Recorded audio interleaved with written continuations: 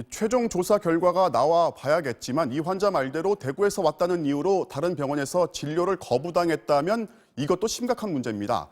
비슷한 이유로 열흘 넘게 병원을 전전했지만 번번이 진료를 거부당한 또 다른 환자 사례도 있습니다. 대책은 없는지 최훈 기자가 보도합니다. 한 인터넷 카페에 올라온 글입니다. 남편이 39도가 넘는 고열로 고생하고 있는데 어떤 병원에서도 진료는커녕 출입조차 허용하지 않았다는 내용입니다. 대구 거주자인데다 열이 있다는 게 이유였습니다. 선별 진료소를 다녀오란 말에 4번이나 코로나19 검사를 받았는데 모두 음성이었습니다. 그런데도 고열이 계속되자 지난 5일 보건소 측이 국민안심병원에 입원을 의뢰했고 입원 이틀 뒤 확진 판정을 받았습니다. 치료를 받지 못한 환자가 병원을 전전하는 동안 관리 대상 접촉자들은 그만큼 더 늘어났습니다. 방역당국도 대구 출신이라는 이유로 진료를 거부하는 병원들의 움직임을 주시하고 있습니다.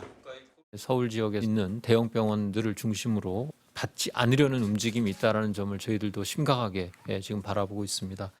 환자 진료를 거부하는 건 의료법 위반에 해당할 수 있는 만큼 행정력을 동원해서라도 재발 방지에 나서겠다고 했습니다.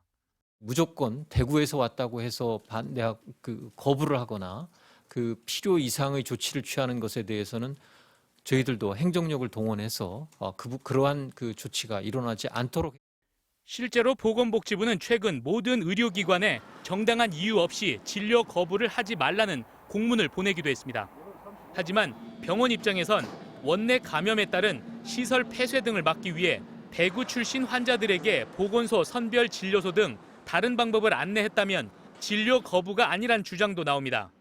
아마 거부라기보다 어떻게 했을 거냐면 대구에서 오신 지 2주는 지난 다음에 내원하시라고 아마 얘기를 했을 가능성이 높습니다. 대구 출신이든 중국을 다녀왔든 환자가 자신의 정보를 솔직히 말하고 충분히 진료받는 환경이 조성되려면 현재 각 지역별로 몇 개 안 되는 국민안심병원을 확대하는 건 물론 중소형 병원들에도 선별 진료소를 확대해야 한다는 지적이 나오고 있습니다.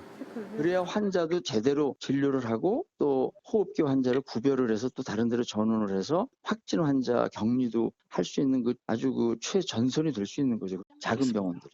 방역 당국도 서울 백병원 환자 사례를 계기로 환자와 병원 누가 더 잘못했는지 따지기보다 환자들의 진료권이 보장되는 동시에 의료기관의 감염 피해도 최소화하는 방안을 병원 협회 등과 강구하겠다고 밝혔습니다. MBC 뉴스 최훈입니다.